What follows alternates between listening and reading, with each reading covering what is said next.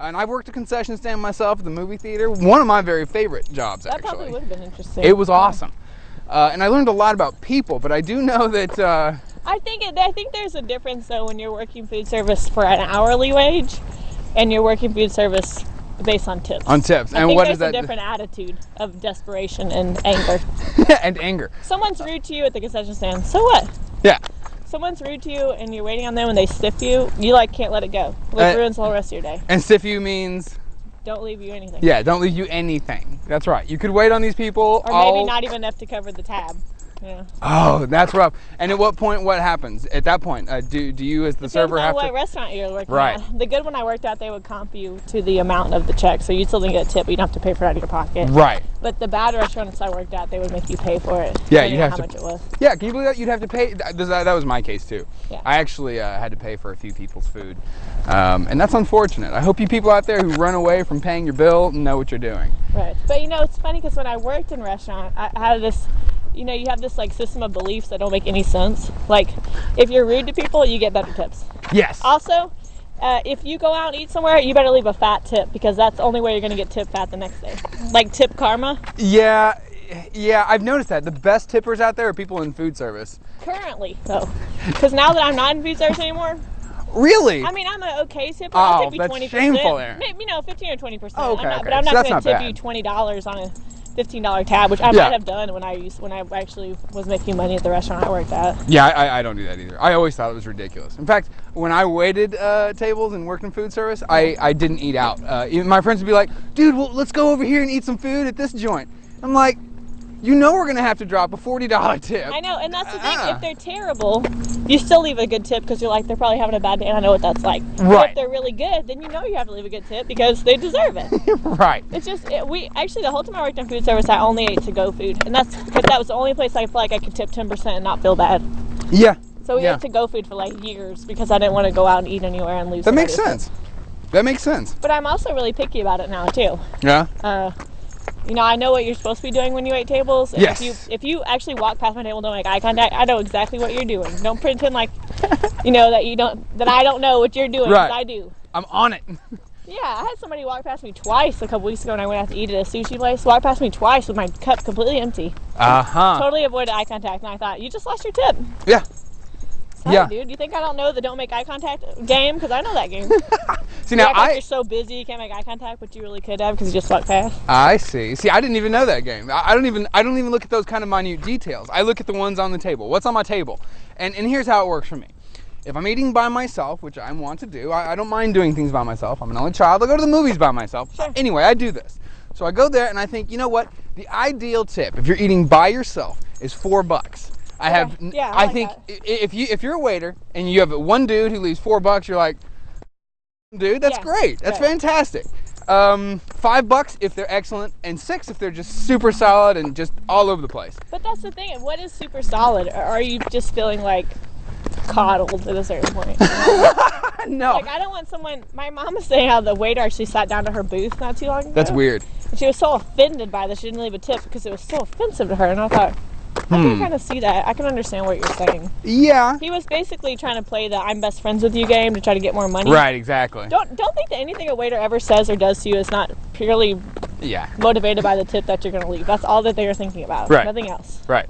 Which is why, did you, a big question, did you provide your name to the people you would wait always. on? You would always leave your name. I never once left my name.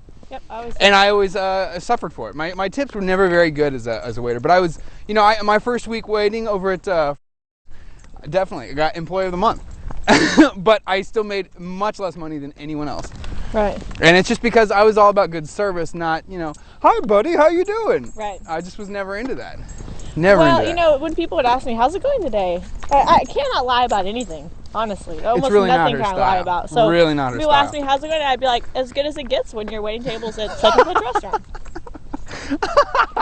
That's awesome. But I really wanted to be like, terrible. I hate this place. Right. And really, frankly, you smell. So. Right. Yeah. So I will have to hold on for a second. Oh, there. Do you think? Oh, the wheels. The wheels. Hey. Stop it. The wheels. Okay. Yeah. We're good. Okay. Just gotta think about wheels. Yeah. I appreciate that. But yeah. You want to go? It's up to you. Hey, we have some time. You have You can go down here and turn around. Yeah, I've never been over here. Yeah. Oh, there's even a trail over here. Is it a real trail? It says walking trail only. Okay. Want to try it? Yeah. We'll have to walk around that big puddle. Yeah. All right. But yeah, I think now I have an interesting perspective on it. But the perspective is that I realized too, I always thought I liked waiting tables until I stopped making money doing it. Stop making money doing it. When I worked at the chain restaurant where I didn't have any tables. Oh, okay. Where I worked at the cocktail place where what I had to do there was like totally not worth the crappy money. Sure.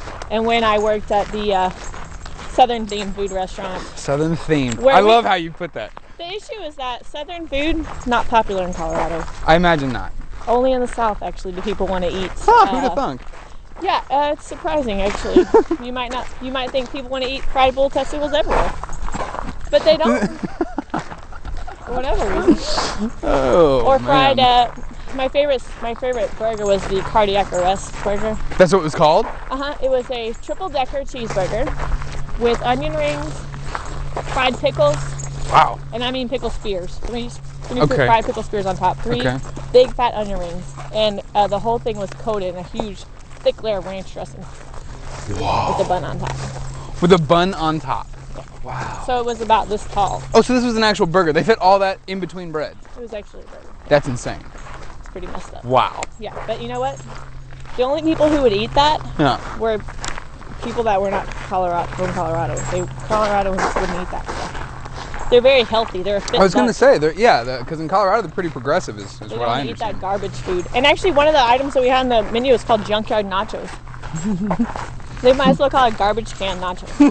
That's basically what it was. It was gross. Anyway, I never made money because people wouldn't eat there.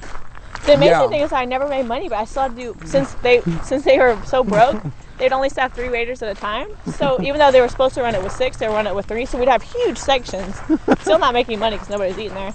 But we'd have to do 2 people's side work. So that 1 hour of side work before you come on and 1 hour afterwards. So, but you walk out of there with like $7. Oh. The only time I ever got a decent tip was from a table who actually left me almost nothing, but they left their purse behind. Oh. And when I realized they had left their purse behind, we wouldn't have to turn around. Yeah. Yeah, that's paved, right? Yeah, that one was paved. Yeah, yeah. When I realized she left her purse behind, I pulled out her wallet and called her. That's nice. And when she came back, she gave me like $30. Oh, nice. This is after having not given you any tip. Right, it was just because... That's awkward. She was glad I didn't steal anything out of it, I guess. I don't know. I guess I should have stolen it. You might have gotten more than 30. I don't know. Whatever.